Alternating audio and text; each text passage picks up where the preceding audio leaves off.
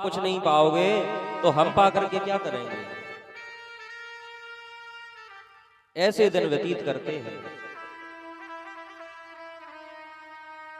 भगवान सोचते हैं कि कभी तो सुदामा मेरे घर पर आवे, मेरे द्वार पर आवे, लेकिन स्वाभिमानी है, किसी के यहां कुछ मांगने के लिए नहीं जाते हैं। एक दिन भगवान ने एक ब्राह्मण का रूप धारण किया, संत का रूप धारण किया और सुदामा जी के द्वार पर भिक्षा मांगने के लिए पहुंच गए।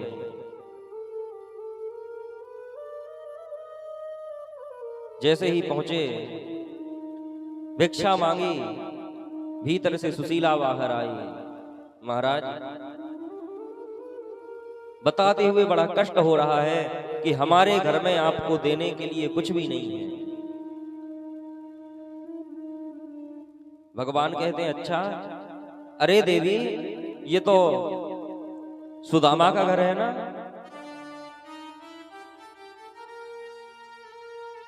सुशीला कहती है, महाराज, घर तो सुदामा जी का ही है, लेकिन आप हमारे पतिदेव को कैसे जानते हैं? उन्हें तो कोई नहीं जानता, क्योंकि जिसके पास पैसा होता है, धन धान्य होता है, उसको हर व्यक्ति पहचानता है। लेकिन जिसके पास में पैसा नहीं है, धन धान्य नहीं है, उसको कोई पहचानता नहीं है। जब आपके पास पैसा होगा ना, तो दूर के रिश्तेदार भी आपको अपनाएंगे, और जब पैसा नहीं होगा तो जो सगे संबंधी हैं वो भी कह देंगे, भैया रिश्तेदारी तो है, बड़ी दूर की है। सुदामा जी महाराज के पास में धन की थोड़ी सी कमी है। सुशीला कहती है, हमारे पतिदेव को तो कोई पहचानता ही नहीं है। महाराज, आप कैसे जानते हो?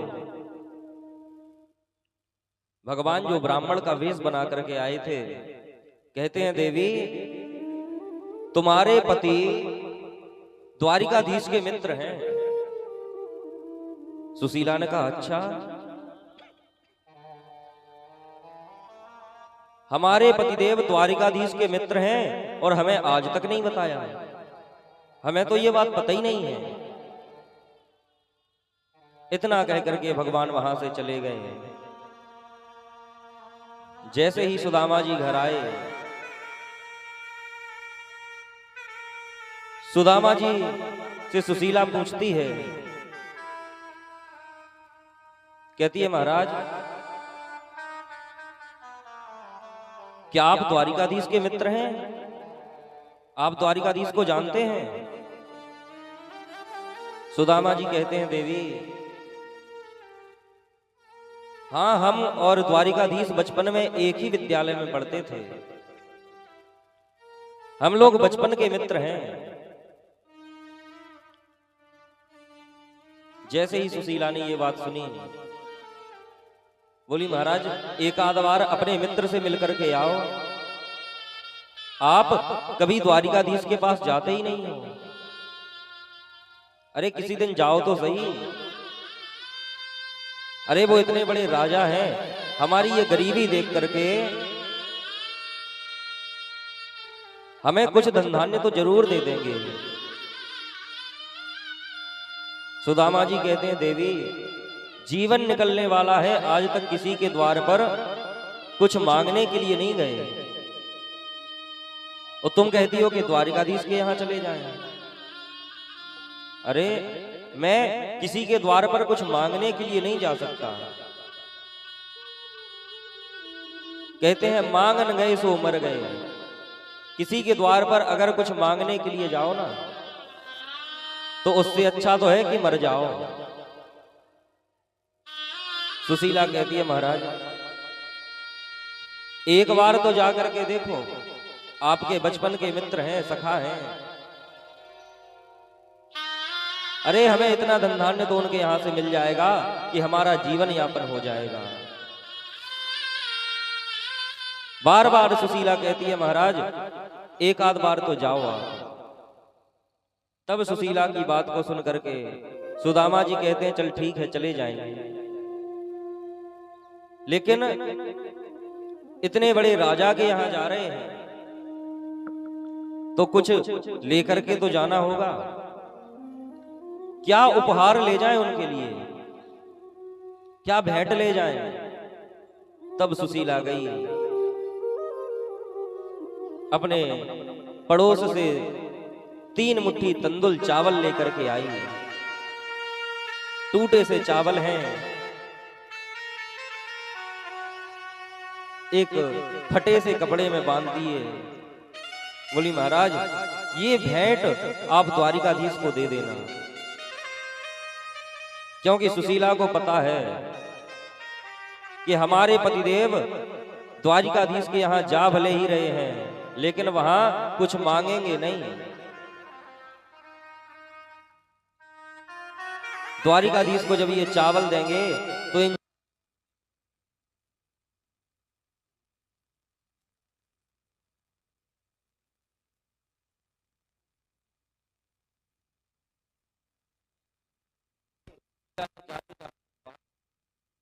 बोली महाराज आप जा रहे हो तो द्वारिकाधीश से हमारी भी एक बात कह देना। हाँ सुशीला क्या कहना है? सुशीला कहती हैं कि द्वारिकाधीश से कहना कि 1 मास 2 पाख में 2 एकादशी होए, और सो प्रभु दीन दयाल ने नित प्रतिदीनी मोए।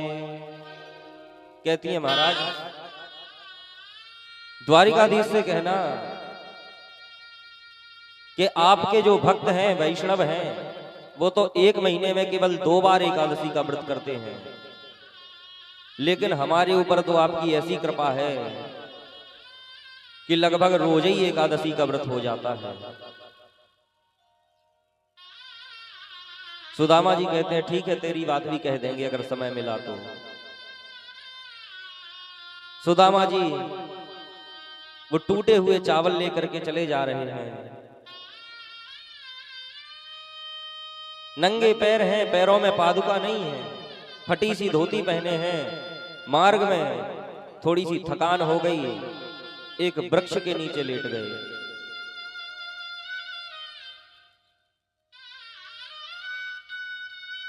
कहते हैं कन्हैया की नगरी बहुत दूर है,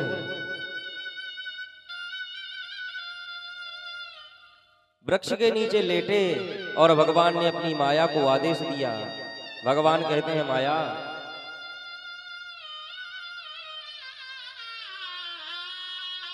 अरे हमारा मित्र आ रहा है, उसको उठा करके यहीं पहुंचा दो। भगवान ने अपनी योग माया द्वारा सुदामा जी को उस स्थान से उठवा करके द्वारिका पहुंचा दिया। जैसे ही सुदामा जी की आंख खुली, सोचते हैं हम सो तो रहे थे एक पेड़ के नीचे, ये कहां आ गए। लोग बागों से पूछा भैया ये कौन सी नगरी है? लोग बागों ने बताया महाराज ये द्वारिकापुरी है। अच्छा ये द्वारिका नगरी है, क्या ये वही द्वारिका है जिसके राजा कन्हैया हैं, कृष्ण हैं? बोले हाँ राजा तो कन्हैया हैं, लेकिन उनका नाम यहां ऐसे कोई नहीं लेता। अच्छा महाराज क्या नाम है तुम्हारे राजा का? फिर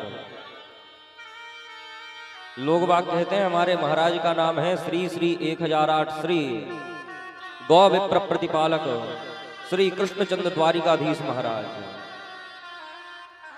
सुदामा जी कहते हैं भैया इतना लंबा नाम? हाँ बड़ा राजा है, जितना बड़ा राजा उतना ही लंबा नाम।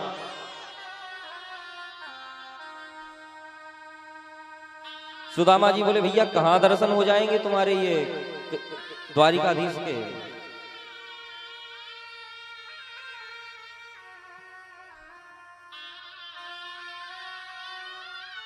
जैसे ही ये कहा वो द्वारपाल बोला, सैनिक बोला कि भैया ये जो जितने भी महल देख रहे हो ना, जितने भी महल देख रहे हो सब द्वारिकाधीश के ही हैं।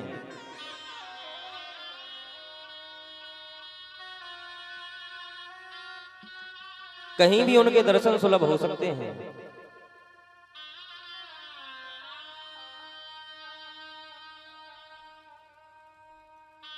जैसे ही द्वार पर पहुंचे, द्वारपाल से बोले, द्वारपाल, अरे अपने द्वारिकाधीश से जाकर के कहो कि उनका मित्र आया है। जैसे ही द्वारपाल ने सुदामा जी की दशा देखी, मन में सोचता है कि ये भी भगवान के मित्र हो सकते हैं। अरे फटी सी धोती पहने हैं, सिर पर पगड़ी नहीं है, पैरों में पादुका नहीं है। हमारे द्वारिकाधीश महाराज के मित्र ऐसे थोड़ी हो सकते हैं। सुदामा जी कहते हैं, भैया एक बार जाकर के तो कहो कि सुदामा आया है। द्वारपाल ने सुना, चलो महाराज कह देते हैं। द्वारपाल गया और द्वारिकाधीश से कहता है कि प्रभु, द्वार पर एक व्यक्ति आया है।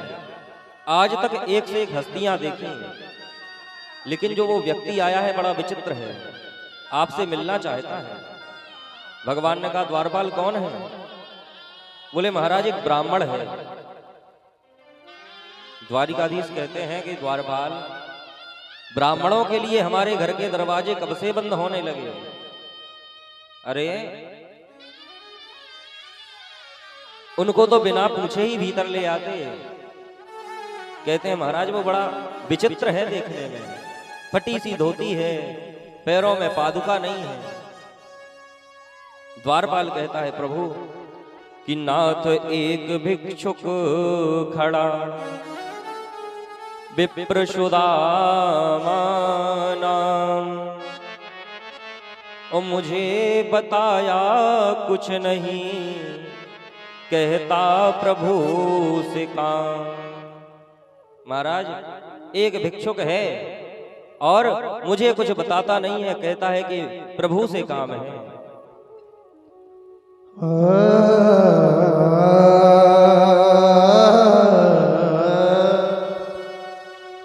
कोई घनश्याम से कह दो कि तुम्हारा यार आया है, तुम्हारा यार आया है। घनश्याम से कह दो तुम्हारा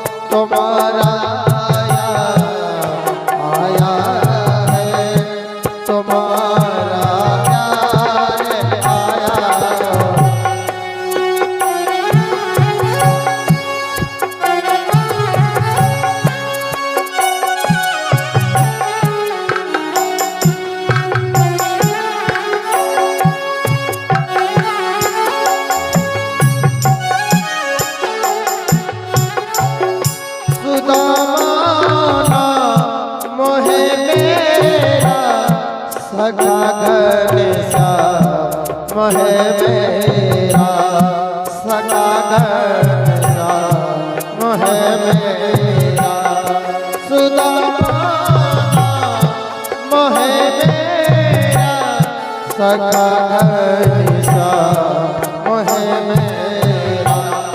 न घबराओ कहो जाकर दिया है द्वार पर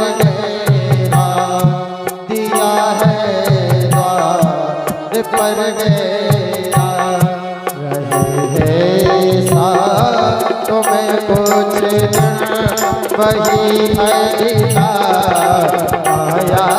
है, तुम्हारा आया है। कोई घनश्याम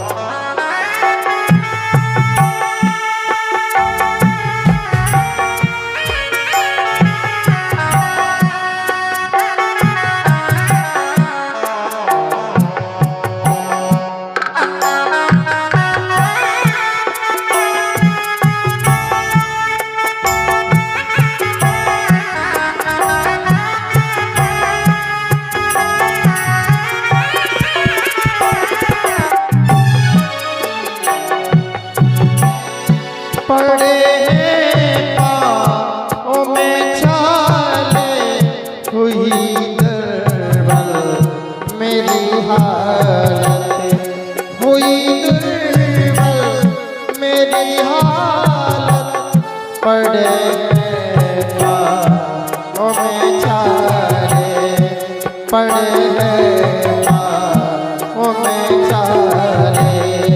निहारों में आया, निहारों आया है, अरे ओ द्वार का बारो, अरे ओ द्वार का बारो। हुई दुर्बल मेरी हार, पड़े हैं पाँव में छाले, पड़े हैं पाँव में छाले। निहारों में आया है, अरे ओ द्वार का बारो, अरे ओ द्वार का बारो। हाथ का भैया छोड़ संसार आया है, तुम्हारा यार आया है, तुम्हारा यार आया है, तुम्हारा यार आया है। कोई बरसा से कह दो, तुम्हारा यार आया है, तुम्हारा यार आया, तुम्हारा यार आया है, तुम्हारा यार आया है, तुम्हारा यार आया है।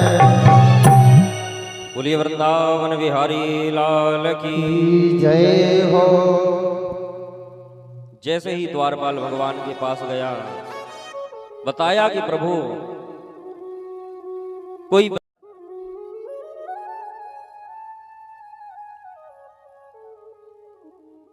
भगवान ने जैसे ही सुना कि सुदामा आया है, एक क्षण की भी देरी ना करते हुए नंगे पैर भगवान दौड़े चले जा रहे हैं।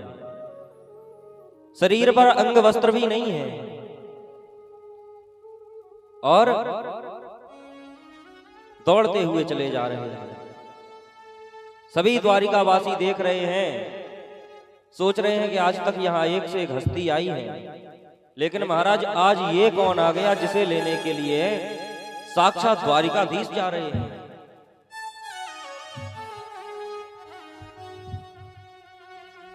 सुदामा जी यहाँ खड़े खड़े सोच रहे हैं कि द्वारपाल को गए हुए तो काफी समय हो गया, अभी तक लौट करके नहीं आया है। कहीं ऐसा ना हो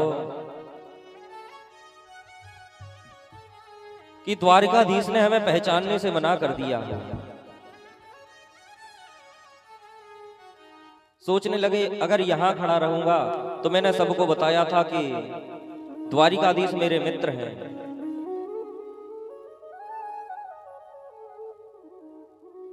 अगर द्वारिकाधीश ने मुझे अपने पास नहीं बुलाया तो सभी मेरा उपहास उड़ाएंगे। अब तो सुदामा जी लौट करके जाने लगे।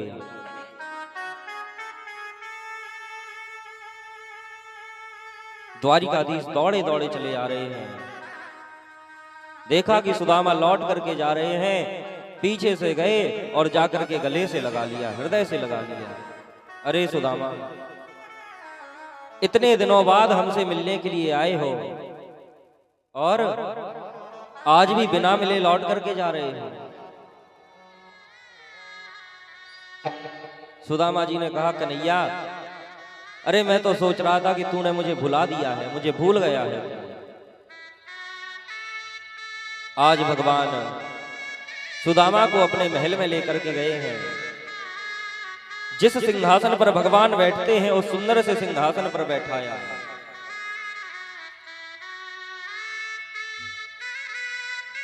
रुक्मिणी जी को आदेश दिया, जाओ जाकर के एक पात्र लेकर के आओ, लोटे में जल लेकर के आओ। आज मैं अपने मित्र के पैर धोऊंगा, चरण धोऊंगा। रुक्मिणी जी जल लेने के लिए गईं और भगवान की दृष्टि सुदामा जी के पैरों पर पड़ी, चरणों पर पड़ी। चरणों को देखते हैं, चरणों की हालत देख करके नेत्र सजल हो जाते हैं। देख सुदामा की दीन दशा, करुणा करके करुणा निधि रोए। सुदामा की उस दीन दशा को देख करके द्वारिकाधीश की आंखों में आंसू आ जाते हैं।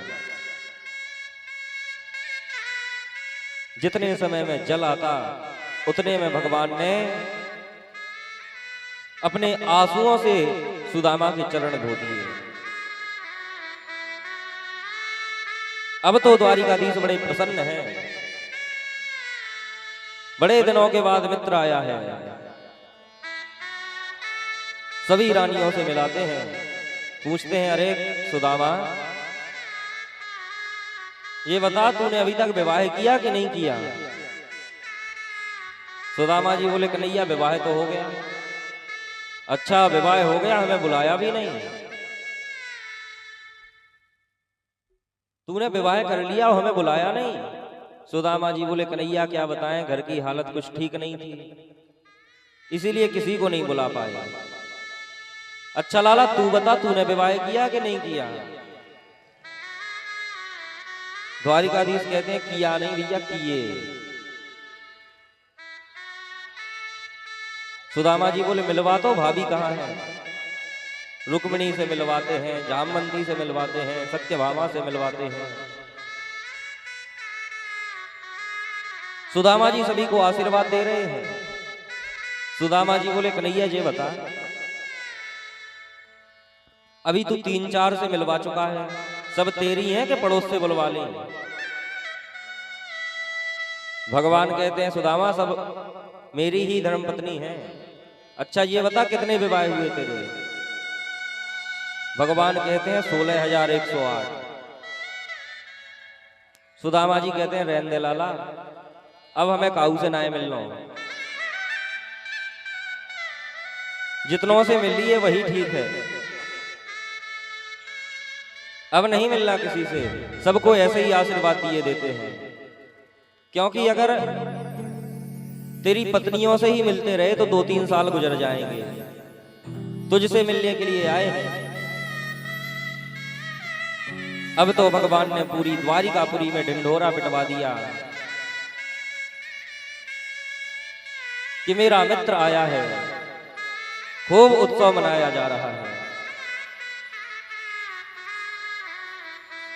सभी द्वारिकावासी बड़े प्रसन्न हैं। सुदामा जी को कई दिन बीत गए। एक दिन याद आया कि मैं तो यहां आनंद से रह रहा हूं और मेरे बिना मेरे पुत्रों का, मेरी पत्नी का घर पर क्या हाल होगा। अब मुझे अपनी सुदामा कुटी जाना चाहिए। भगवान से बोले, कन्हैया अब मैं अपने घर जाता हूं। भगवान बोले, सुदामा जी कुछ दिन और रुक जाओ। सुदामा जी कहते हैं, नहीं कन्हैया अब तो जाना है, काफी दिन हो गए, तेरी भाभी भी घर पर अकेली है। भगवान कहते हैं, अगर जाना है तो जाओ। सुदामा जी सोचते हैं कि जब हम जाने लगेंगे तब कुछ हमें कन्हैया देगा, लेकिन सोच रहे हैं कि जो हम ये उपहार लेकर के आए हैं ये कन्हैया को कैसे दें। एक भगवान का कुर्ता पहने हुए हैं, उसी के नीचे वो चावल छुपाए हुए हैं।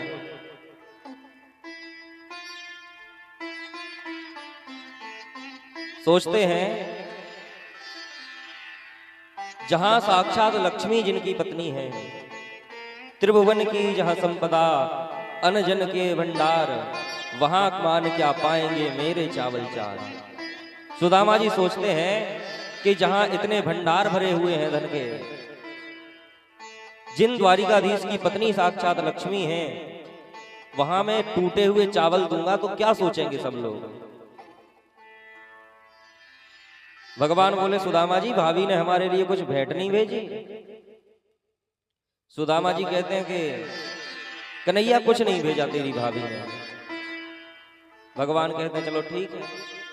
भगवान मन में विचार करते हैं कि मत दो, लेकिन जब तुम यहां से जाओगे तो दे करके तो जाना पड़ेगा। सुदामा जी कहते हैं कन्हैया जाऊं? भगवान कहते हैं भैया नहीं मान रहा है तो चला जा। अब तो सुदामा जी मन में सोचते हैं कि बड़ा कंजूस है हमारा मित्र। अरे हम बार बार जाने की बात कर रहे हैं और ये कुछ दे नहीं रहा है। सुदामा जी ने 2-4 बार कहा कन्हैया जाऊं? भगवान कहते हैं भैया चला जा। जैसे ही सुदामा जी जाने लगे, सुदामा जी जैसे ही जाने लगे, द्वारिकाधीश ने रोक दिया। अरे सुदामा रुको। सुदामा जी ने सोचा शायद अभी याद आ गया, अब ये हमें कुछ देगा। भगवान कहते हैं सुदामा ये जो तुमने हमारा कुर्ता पहन रखा है ना, ये तो उतार के जाओ। सुदामा जी कहते हैं धन्य हो, इतना बड़ा राजा और इतना कंजूस। अरे एक कुर्ता भी नहीं छोड़ा जा रहा इससे। और सुदामा जी जैसे ही कुर्ता उतारते हैं तो यहां पर एक पोटली लगा रखी थी चावलों की। भगवान तुरंत वो पोटली खींच लेते हैं। अरे सुदामा भाभी ने हमारे लिए उपहार भेजा था और तुम दे करके नहीं जा रहे थे। भगवान उन चावलों को जैसे ही खोल करके देखते हैं, नेत्र सजल हो जाते हैं। टूटे हुए चावल हैं। एक मुट्ठी चावल भर करके जैसे ही भगवान पाते हैं तो ऊपर के समस्त लोग सुदामा को दे दिए। दूसरी मुट्ठी चावल जैसे ही पाए तो नीचे के समस्त लोग सुदामा को दे दिए। और जैसे ही तीसरी मुट्ठी चावल पाने वाले थे, रुक्मिणी जी ने हाथ पकड़ लिया। बोली महाराज बड़ी मुश्किल से तो राजा बलि से मांग करके लाए थे और इन चावलों के बदले सब कुछ मित्र को दिए देते हो, फिर खुद कहां रहोगे? भगवान कहते हैं रुक्मिणी आज ये तुमने बहुत गलत किया। अरे आज तुमने मुझे एक ब्राह्मण का प्रसाद पाने से रोक दिया।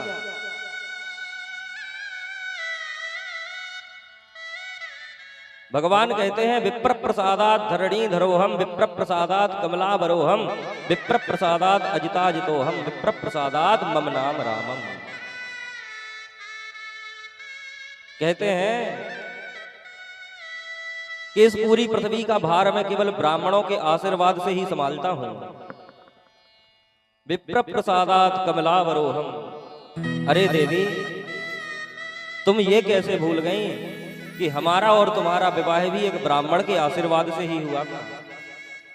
अगर वो ब्राह्मण देवता उस दिन पत्र लेकर के ना आते तो क्या हमारा विवाह हो पाता? आज तुमने मुझे एक ब्राह्मण का प्रसाद पाने से रोक दिया। तब रुक्मिणी जी बात को संभालते हुए कहती हैं महाराज पूरा प्रसाद आप ही पालोगे क्या? थोड़ा बहुत हम लोगों को भी दे दो। तो थोड़ा बहुत जो चावल बचे हुए थे वो सभी रानियां पाती हैं। भगवान ने विश्वकर्मा को आदेश दिया जाओ जहां मेरे मित्र सुदामा की कुटिया बनी हुई है वहां सुंदर सा महल बना दो। विश्वकर्मा जाते हैं और सुंदर सा महल बनवा देते हैं। वहां पर लाखों दास दासियां हैं, खूब धन धान्य है। यहां से सुदामा जी चले जा रहे हैं। सुदामा जी ने देखा कि जहां मेरी कुटिया बनी हुई थी वहां कोई सुंदर सा महल बना हुआ है। सोचते हैं कि मेरे जाने के बाद किसी राजा ने यहां आक्रमण किया होगा, मेरी और कोई महल बनवा लिया है अपना। सोचते हैं कि पता नहीं मेरे बालकों का क्या हाल किया होगा, मेरी पत्नी कहां गई होगी। तभी देखते हैं कि सामने से पूजा की थाली लेकर के कोई देवी जी चली आ रही हैं। ये कोई और नहीं, सुदामा जी की पत्नी सुशीला है। जैसे ही सुदामा जी देखते हैं, कहते हैं सुशीला, अरे तू तो बड़ी गरीब थी, अरे इतना धन धान्य कहां से आया तेरे पास में? बड़ी रानी बन करके आई है, खूब सजी धजी जा रही है। सुदामा जी कहते हैं सुशीला, तेरे दो दो चुटीला। अरे किस हालत में छोड़ करके हम गए थे और तू किस हालत में यहां है? कहां से आया इतना पैसा? सुशीला जी कहती हैं महाराज, ये सब आपके मित्र की देन है, आपके मित्र की कृपा है। द्वारिकाधीश ने देवताओं के कारीगर विश्वकर्मा को यहां भेजा था। विश्वकर्मा ने ही ये सुंदर सा महल बनवाया है। जैसे ही सुदामा जी इस बात को सुनते हैं, नतमस्तक हो जाते हैं, चरणों में गिर जाते हैं। कहते हैं प्रभु, अरे द्वारिकाधीश, कुछ ना देकर भी हमें सब कुछ दे दिया। अरे वहां 4 लोगों के बीच में देते तो लोग बाग सोचते कि सुदामा यहां अपने मित्र से धन लेने के लिए आया है। मेरा स्वाभिमान समाप्त हो जाता। तो 4 लोगों के बीच में कुछ दिया नहीं और यहां सब कुछ दे दिया। श्री सुखदेव जी महाराज कहते हैं, राजन, इसीलिए भगवान का नाम दीन बंधु है। उन्होंने सुदामा जैसे दीन को अपना बंधु बनाया है। बोलिए भक्त वत्सल भगवान की जय हो। श्री सुखदेव जी महाराज अनेक अनेक कथाएं कहते हैं, बताते हैं कि जब पृथ्वी पर खूब यदुवंशी बढ़ गए, तब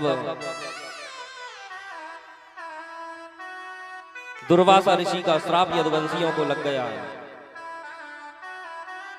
समस्त यदुवंश का भगवान ने संहार किया और खुद इस धरा को छोड़ करके अपने परम धाम को चले गए।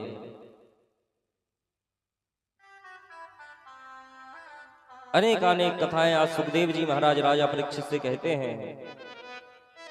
कहते हैं कि राजन, जीवन में जिससे भी थोड़ी सी शिक्षा मिले उसको ही अपना गुरु बना लेना चाहिए।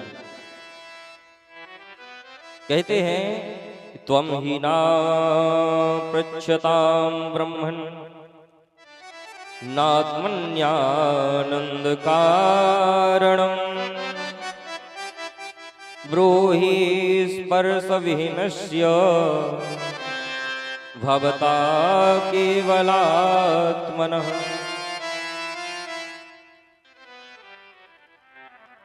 दत्तात्रेय जी महाराज की कथा सुनाते हैं। कहते हैं कि दत्तात्रेय महाराज ने तो जीवन में 24 गुरु बनाए, जिससे उन्हें जो भी शिक्षा मिली उतने ही गुरु बनाते गए। पृथ्वी को गुरु बनाया, वायु को गुरु बनाया, आकाश को गुरु बनाया, अग्नि, जल, सूर्य, चंद्रमा, यहां तक कि एक अजगर सांप को भी अपना गुरु बनाया, एक मकड़ी को भी अपना गुरु बनाते हैं, एक वैश्या को भी अपना गुरु बनाते हैं। ऐसे 24 गुरु दत्तात्रेय जी महाराज ने बनाए।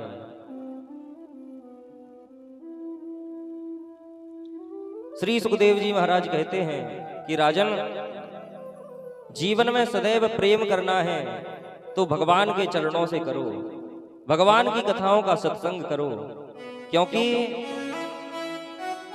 इस संसार से प्रेम करोगे तो कुछ मिलने वाला नहीं है। अगर प्रभु से प्रेम करोगे तो सब कुछ मिल जाएगा। एक भक्त कहते हैं कि प्रीत मोहन से की किस भरोसे पे की, 4 दिन जिंदगी के गुजर जाएंगे। बड़ा सुंदर भाव है। भक्त कहते हैं कि प्रीत मोहन से की किस भरोसे पे की, 4 दिन जिंदगी के गुजर जाएंगे, 4 दिन जिंदगी के गुजर जाएंगे। क्या पता था कि ये वक्त भी आएगा, क्या पता था कि ये वक्त भी आएगा, वादा कर के वो हम से मुकर जाएगा। बोले प्रभु के चरणों से प्रेम करो, प्रभु के चरणों में प्रीत रखो, तब तो जीवन का कल्याण हो सकता है, नहीं तो कल्याण नहीं हो सकता। श्री सुखदेव जी महाराज राजा परीक्षित से पूछते हैं, राजन मैंने तुम्हें 7 दिन कथा सुनाई, तुमने मुझसे खूब प्रश्न पूछे, मैंने तुम्हारे सभी प्रश्नों के उत्तर दिए। अब एक प्रश्न मैं तुमसे पूछता हूं, राजन आज 7वां दिन है, आज तक्षक नाग आएगा, तुम्हें डसेगा, तो क्या तक्षक नाग के काटने से तुम मर जाओगे, तुम्हारी मृत्यु हो जाएगी? राजा परीक्षित कहते हैं, नहीं गुरुदेव मेरी मृत्यु नहीं हो सकती, क्योंकि मरेगा तो ये शरीर, मैं नहीं मरूंगा।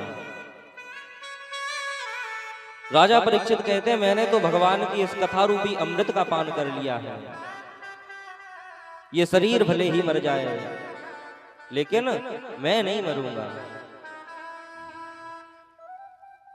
श्री सुखदेव जी महाराज इस प्रश्न को सुनकर के गदगद हो गए, प्रसन्न हो गए और कहते हैं, राजन तुम्हें कथा सुनाना आज सार्थक हो गया। श्री सुखदेव जी महाराज वहां से उठ करके जाने लगे। तब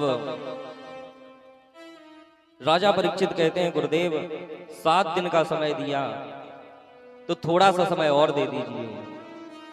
चरणों में गिर के बार बार प्रार्थना करते हैं, कहते हैं, प्रभु अगर आप नहीं आते तो मेरा उद्धार नहीं हो पाता। हे हरि की कथा सुनाने वाले, हम आपको बार बार प्रणाम करते हैं और कहते हैं कि हरि की कथा सुनाने वाले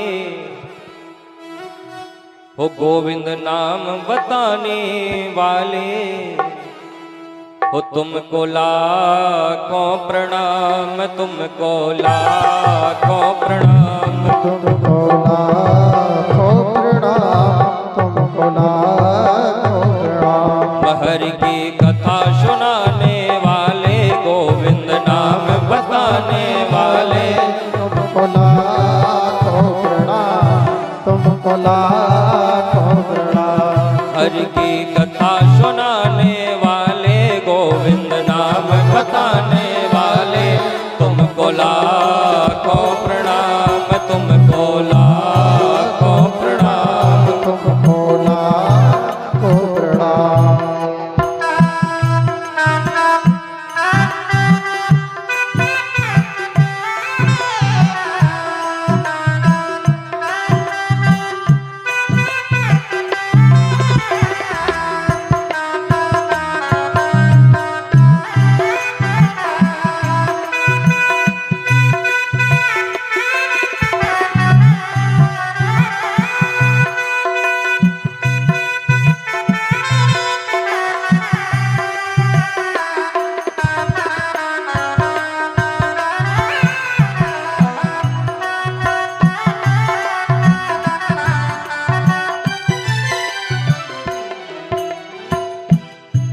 हम भूल रहे थे वन में, बल खो बैठे थे तन में। हम भूल रहे थे वन में और खो बैठे थे मन में। हम बोल रहे थे बन में, बल को बैठे थे तन में। बोल रहे थे मन में और खो बैठे थे मन में। ओ राह दिखाने वाले प्रभु का राह दिखाने वाले, तुमको लाखों प्रणाम, तुमको लाखों प्रणाम, तुमको लाखों प्रणाम।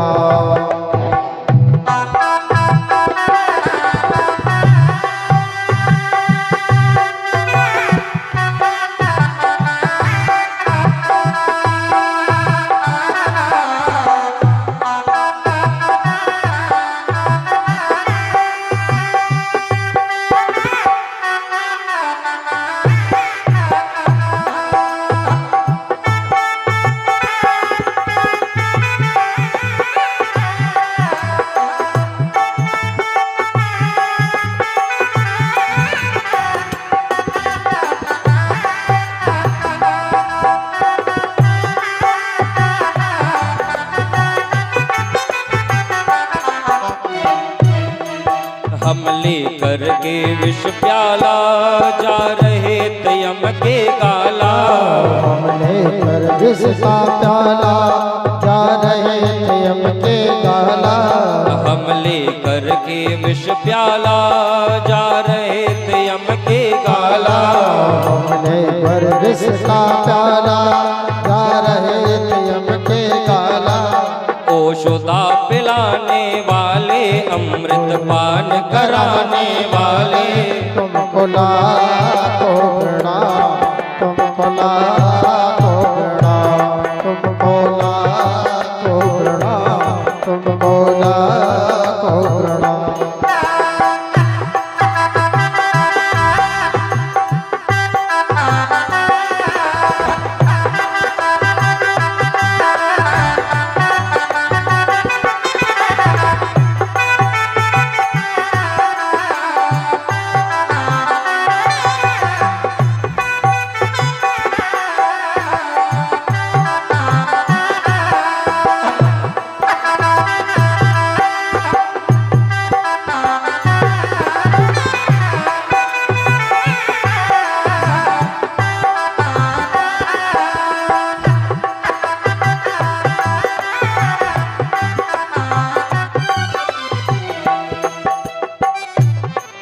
हम पार तेरा क्या पावे, बस शीस झुका कर गावे।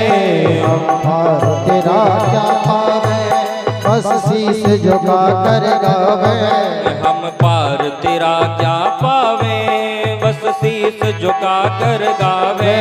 हम पार तेरा क्या पावे, बस शीस झुका कर गावे। ओ ज्ञान कराने वाले, ओ ज्ञान कराने वाले, तुमको लाखों प्रणाम, तुमको लाखों प्रणाम, तुमको लाखों प्रणाम, तुमको लाखों प्रणाम।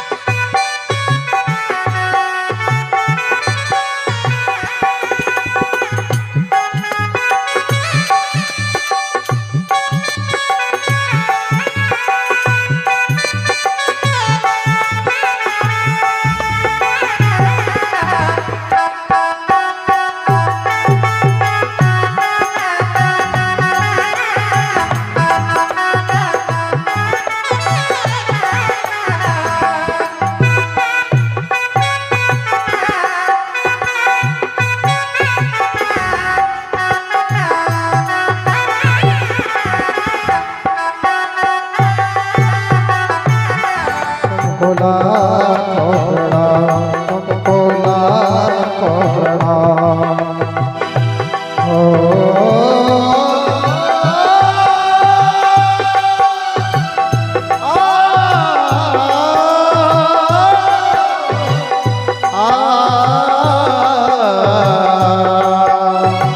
आ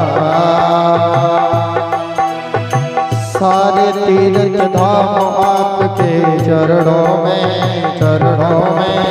हे गुरुदेव प्रणाम आपके चरणों में। हो सारे तीरथ धाम आपके चरणों में, चरणों में। हे गुरुदेव प्रणाम आपके चरणों में। हो जन्म के दाता अंत पिता है, आप कर्म के दाता हो, आप कर्म के दाता हो। आप मिलाते हो ईश्वर से, आप भाग्य विधाता। आप मिलाते हो ईश्वर से, आप ही भाग्य विधाता हो, आप ही भाग्य विधाता हो, आप ही भाग्य विधाता हो, आप ही भाग्य विधाता हो। दुखिया मन को रोगी तन को, दुखिया मन को रोगी तन को मिलता है आराम आपके चरणों में, चरणों में। हे गुरुदेव प्रणाम आपके चरणों में। हो सारे तीरथ धाम आपके चरणों में। बोलिए श्री सुखदेव जी महाराज की जय हो। राजा परीक्षित बार बार चरणों में